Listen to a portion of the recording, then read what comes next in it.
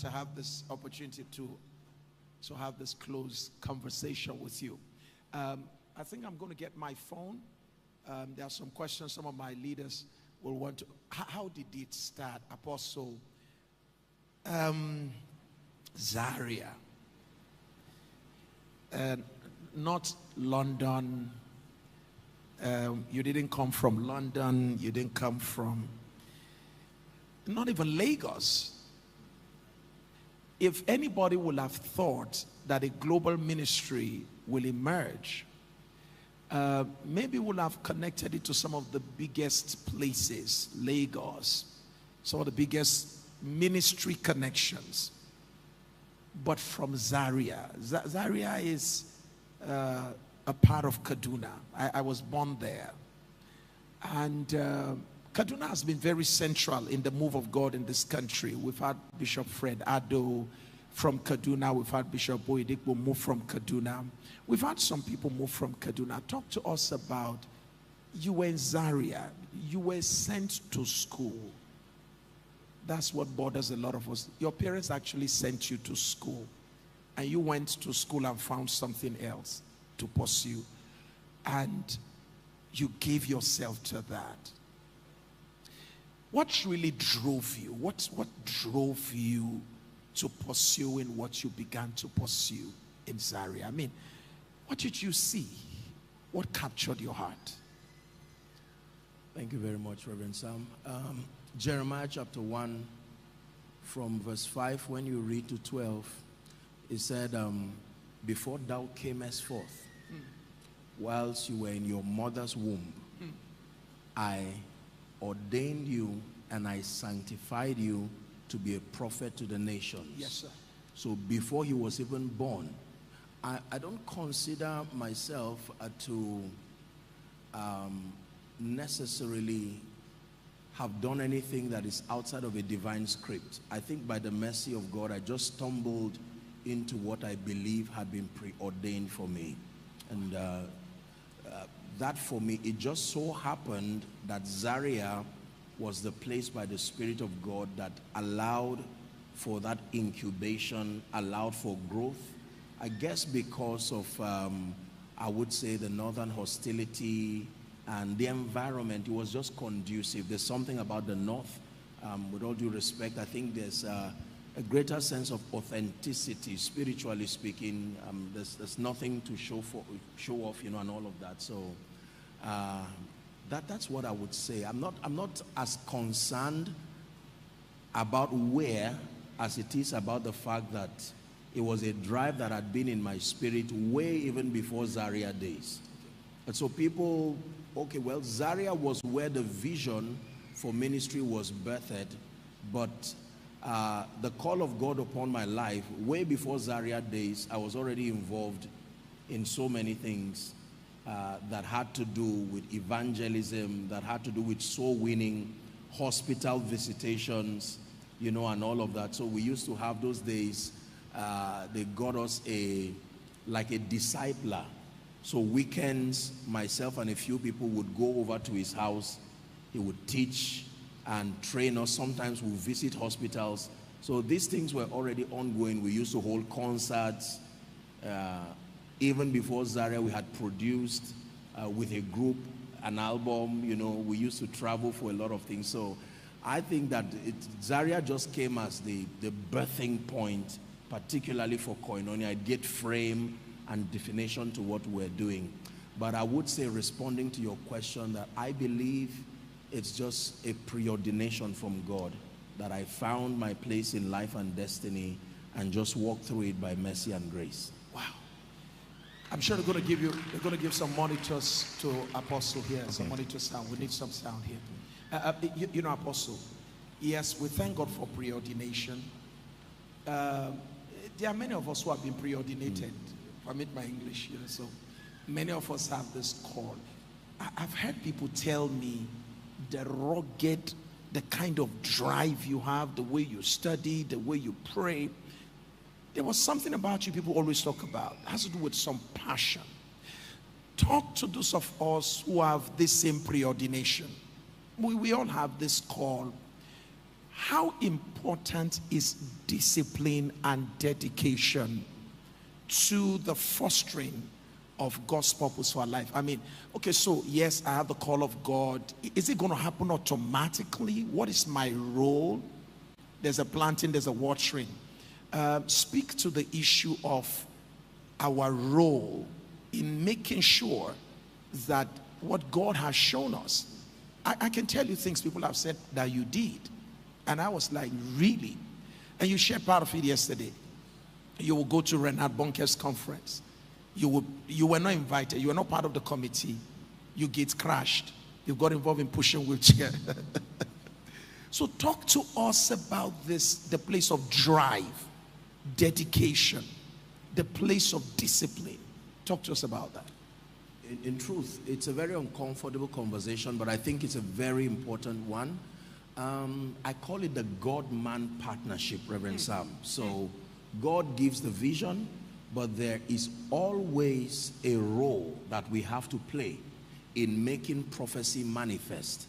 And it's not just a straight line, it's a combination of many things, from prayer to study to diligence and so on and so forth.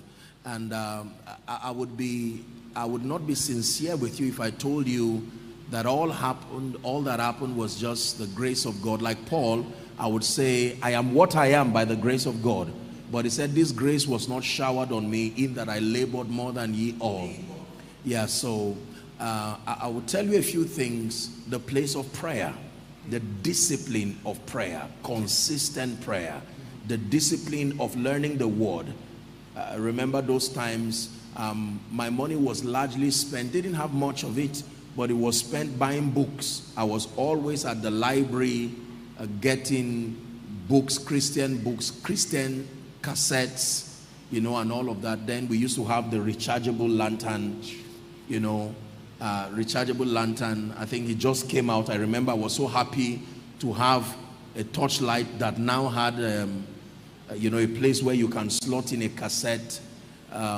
So it was, and I explored across different ministries. You see, I didn't limit myself to just one ministry. In fact, the first time I encountered Benny Hinn, for an example, you know, the video, yes, it was at a studio in Jos. We went to do something, and then I sat there for a moment. You know, it was late into the night, and then I'm watching this man, and I'm seeing miracles on miracles, and I'm saying, who is this? You know, got the name, and the next thing, I got every material I could find. Every material. They didn't have much, but I could get everything, you know, everything I found. I devoured it. I learned. I used to go to cafes. They didn't have much, so I would spend a night vigil. There's what they call overnight browsing, and so that's what I would do. Some people know that. Oh, they do. So I would stay overnight and, you know, just browse, get this floppy disk and get materials, download materials, and then go back and study. I had a lot of Bibles, concordances. It was a huge sacrifice, but I would say the discipline of prayer, the discipline of study, and then the sheer determination to become all that I found from scripture that I could become. Everything God said I could become, I believed it. I really did. I believed it. And I learned early the responsibility dimension of becoming anything. So for me, I knew that my destiny was not in anybody's hands, and I needed to lay hold of it and to press to push. So I would say, in summary, these were some of the disciplines. Prayer, particularly the spiritual investments. We didn't have so much to do. I wasn't involved in so many extracurricular activities, movies and the rest. In fact, those times it was 0 movies, 0 visitations. They didn't have anything. You see, if it's not school, then it's just study and that's it. And I think that, again, the growth was enhanced because there were people we were always teaching. Okay. So there were people, so as you build people generally, you answer questions and all of that. That helped to strengthen our convictions because they looked up to us in various ways, and so we needed to always be, you know, at the cutting edge of what we believed God was doing. Wow. Yeah. You kept repeating, I didn't have much, but you were talking about buying books. You didn't have much. Reverend Sam, it was a lot of sacrifice. It came, I remember those days, so I used to have, there were no phones yet. So it was just phone booth, you know. You buy a card and then there were points where you slot it. So there was nothing like phones as we know it now. What I would do was to write on pieces of papers books that I would buy. I would set it as a goal and put that, so as people blessed me, opportunities came, you know, whatever money came my way, I would just head straight to a Christian bookstore just to get these materials to, you know, just edify myself. I was all about growth. I knew early enough, I think it was a book by, was it Bill Johnson, The Supernatural Power of a Transformed Mind. And I learned that if I invested in transforming my mentality like I taught earlier on, every other thing would come. So I wasn't particularly interested in things like wealth or fame or notoriety, as it was about growth. Growth for me was the focus. And I knew that if I contended for growth, every other thing that should come with growth will eventually, you know, follow through. So the power of focus, yes, how important is, you seem very, very focused. You're very focused. My little interaction with you, you're very principled and you're very focused. How important is focus in the evolution of a leader, a pastor, whoever want to become? How important is focus? Reverend Sam, you cannot overestimate the power of focus. Focus is as powerful as vision. In fact, it is what drives vision until it fully delivers. It says, this one thing I do. There should always be one thing. There are many things, but there must be one thing. If a pilot is to fly to 3 cities, he would start with 1 city. The goal on paper would be 3 cities, but upon execution, it will be 1 place at a time. And vision is very powerful because focus, for instance, gives you the legitimacy to say no to many things. Wow. When you lack focus, you will not have the legitimacy to say no to so many things. So focus prunes your desires. It helps to aggregate your strength so that you invest it in achieving a common goal. And I think that, honestly, it's at this point I can say it was the grace of God. The grace to be doggedly focused. And I think not knowing too many things can help a man to be focused. Wow. I think that the versatility of useless knowledge can distract your mind. Wow. This is one problem, particularly, you know, with the internet age. It provides so many information, so something is conflicting, something you are learning, somebody gives a health idea, another person is counteracting it, and eventually you don't know what to believe again. You see someone say eat eggs, someone say don't eat eggs, you will die. And then so once you know all of those things. So we didn't have so much access to knowledge. You needed to go for the knowledge you wanted. You get the idea. So it wasn't knowledge flashing at your face. You needed to look for it. So it gave you the liberty to look for useful knowledge. And it helped to guide, yes, wow, you know, to guide the focus. Apostle, we have quite a number of us who have a great call of God on our lives, and we have great assignments to carry out. But we've had mistakes, we've had missteps, we've taken wrong steps, taken wrong turns. And some are still wallowing in the memories of past failures, past disappointments. Like Moses, some have since run away. They've run away from the assignment, so to say, that God had called them to. Because like Moses, we made some mistakes, failures, could be moral, it could be anyhow. What do we do you were talking about cybernetics. Yes. What do we do to find our way back? Can God still use us after a lot of failures, mistakes? Is there any hope for a pastor who had missed his way before? What is the hope? How can we come back? Absolutely. I think we can learn from the story of the prodigal son. The story of the prodigal son is a very profound story, Reverend Sam, because it shows how to go from grace to grass. Then it shows how to go from grass to grace. So the prodigal son, the story starts with a young man who is doing very fine, enjoying wealth, blessings and whatever, and then it gives him the liberty to make his decisions. It shows the power of decisions, the declining power of wrong decisions. And the Bible says the gentleman spent his life riotously. I don't think that his riotous living, he did not make the friends outside of his father's house. The same father who had the wealth, had the blessings, I'm sure the father mentored him and taught him a lot of things, but he had other friends. He had other people outside of his father's reach, and eventually they led him, advised him, ill-advised him, and he made a poor decision and he declined. But the profound part of that story was the fact that the Bible says he came to himself. I teach a lot on restoration, and one of the principles of restoration is the power of self-examination. Every man has the power to come to himself. You see, we don't choose consequences. We make decisions, and the decisions decide the consequences. And if and when you find out that you have taken a step that is outside destiny, the first thing you do is to run to God. You don't run away from God. No one else can help you. You run to God. One of my best psalms in the Bible is Psalm 51. I believe Psalm 51, the Psalm of David. It was a declaration of his brokenness and repentance before the Lord. So I think that people don't miss it in life just because they fail. They miss it in life because they remain there. Remaining there is really where the failure is.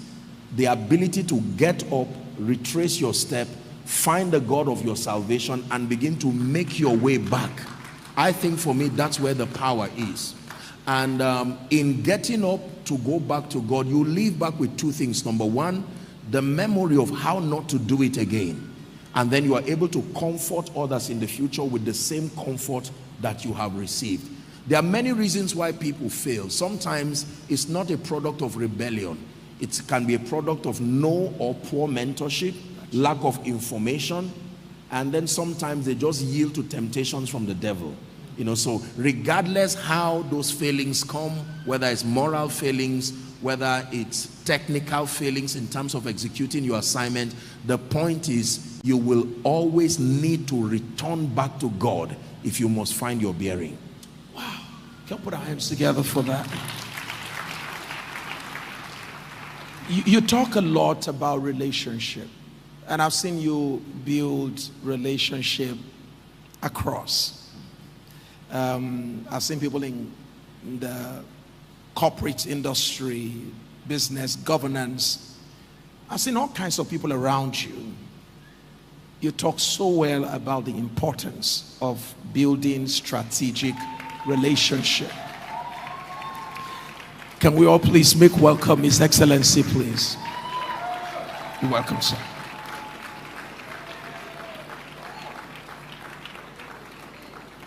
Thank you, sir.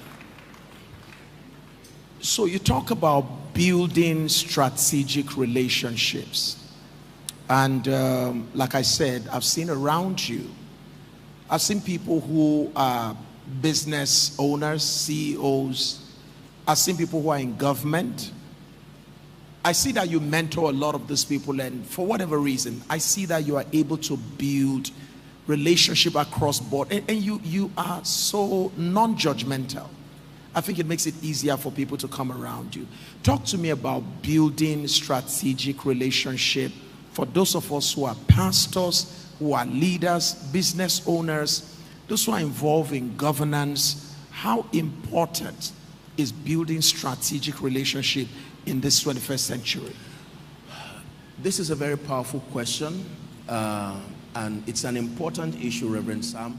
I think that for relationships, the first way to build relationships is to build yourself. It's the greatest gift you can bring to any relationship. To build yourself. To build yourself.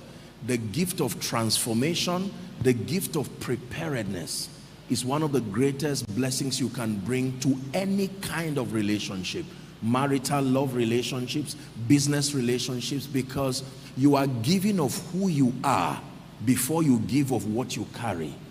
You see, so most people are not able to build relationships, not because they lack the technical know-how. They are not just good people. They've not. So when I talk of being valuable, there are two things I look at. Number one is being virtuous, a person of character. Then number two, having your technical or transactable skills. Okay. So in my world, when you say you are valuable, I don't look at your technical skills. I look at who you are in terms of your character first.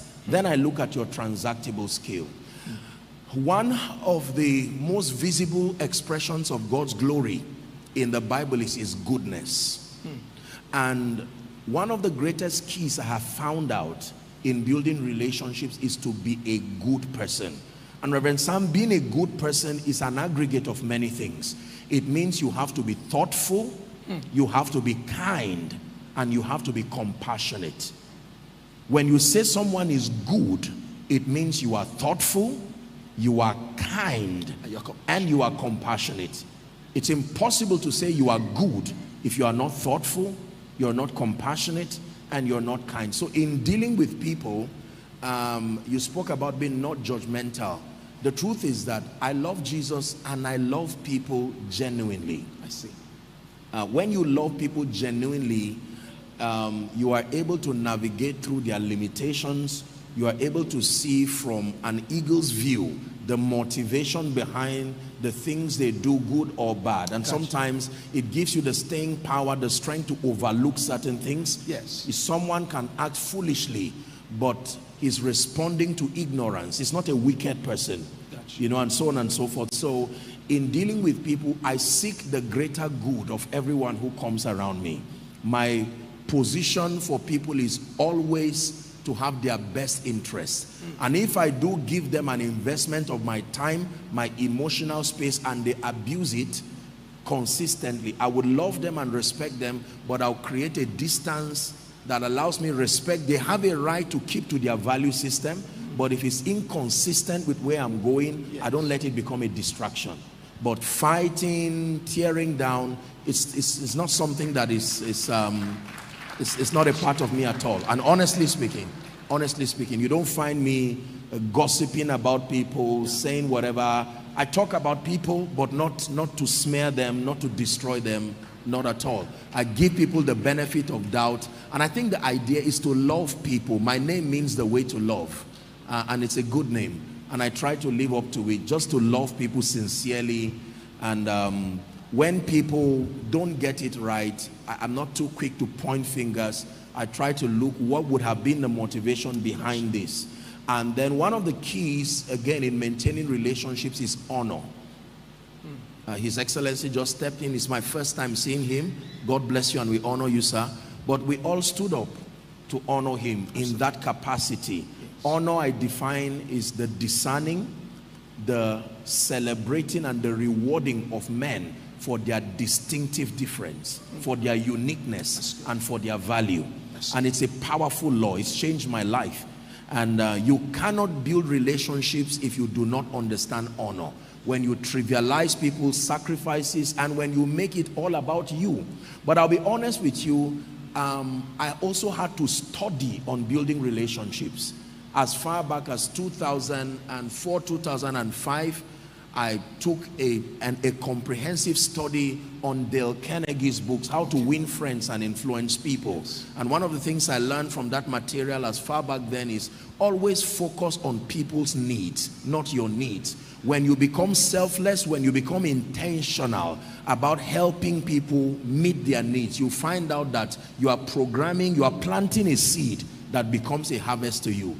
So when it becomes all about you, you use people, all about you, when you are around people, it's all about you. You can't build friends that way. You must become an active contributor to the growth of that relationship. So this has been some of the principles that I've used. I hope that did justice.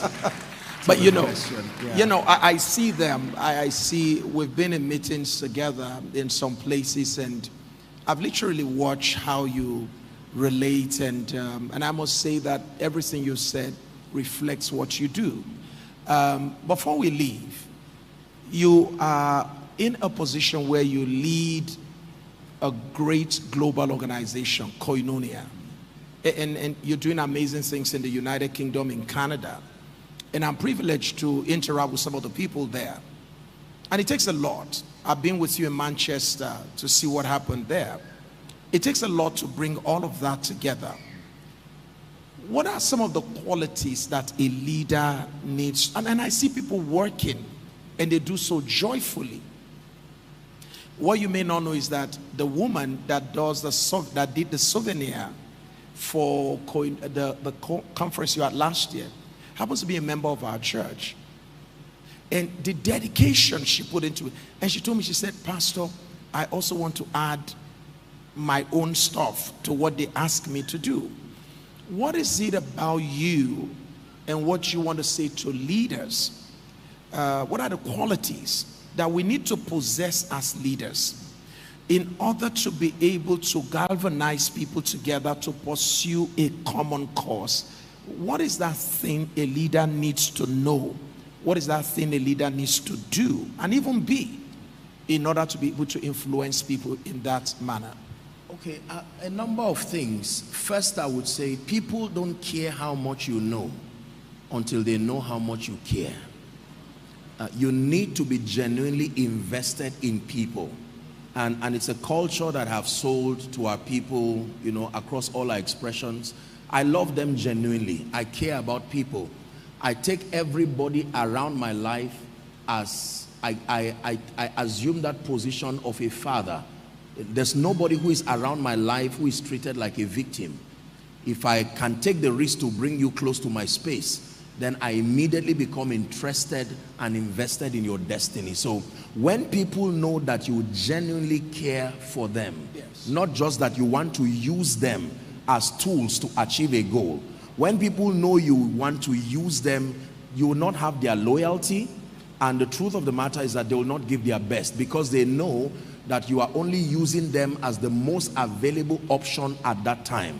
I am a builder. This is what I do for a living. I build people. I build destinies. And so God has given me the unique grace to harness. I can see potential in people and take the risk of investing into the people until they are built to become people of capacity. And so I think it's one thing that has helped that every leader must have. I define leadership as the ability to harness and to coordinate human and material resources so as to meet a common goal. Yes. One, it's an ability. Number two, you must be able to harness, meaning to see potentials. Two, to coordinate, to aggregate together so that it produces profit. And then number three, a common goal. You must cast a vision before the people that unifies the people. It is vision that unifies people, not sentiments. If you cannot give them a vision that is greater than their sentiments, you will find a divided people. And then you must be the first model of your convictions. It is one of the greatest ways to lead.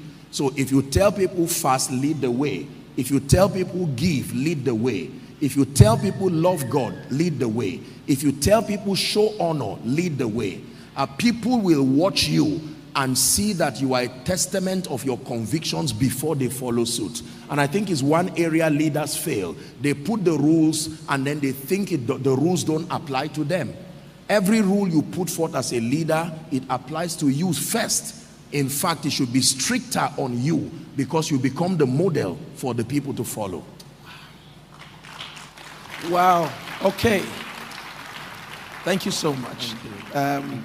You know, I'll still have to bring you another time again. I want to dig deep again into some other thoughts that I think can shape minds and help us develop quality leaders. Because imagine what will happen if we have more of Apostle Joshua Selman across the country, and one is happening in Lagos, another one in Jos. Just imagine what will happen in this country. It is absolutely true that everything rises and falls on what? Leadership. Everything rises and falls on leadership. And from what Apostle have just shared with us, for all of you who are graduates, who are leaving here today, there's something I wanted to take away from this conversation. He kept repeating, I care for the people. You cannot lead well if you are disconnected from the people you lead. By the way, is there leadership if you're not in relationship with the people?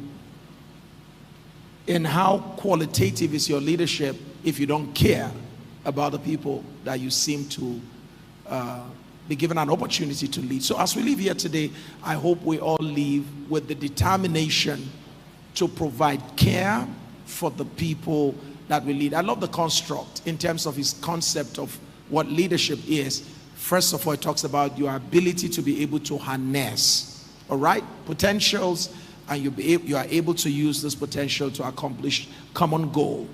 All right, those of you who are graduating, you know that we always define leadership as the ability to exercise special influence within a group in order to be able to move the people towards the accomplishment of a common goal. I hope that adds to your definition. Would you help me appreciate Apostle Selman? Thank you so much, sir. Thank you. Thank you so much.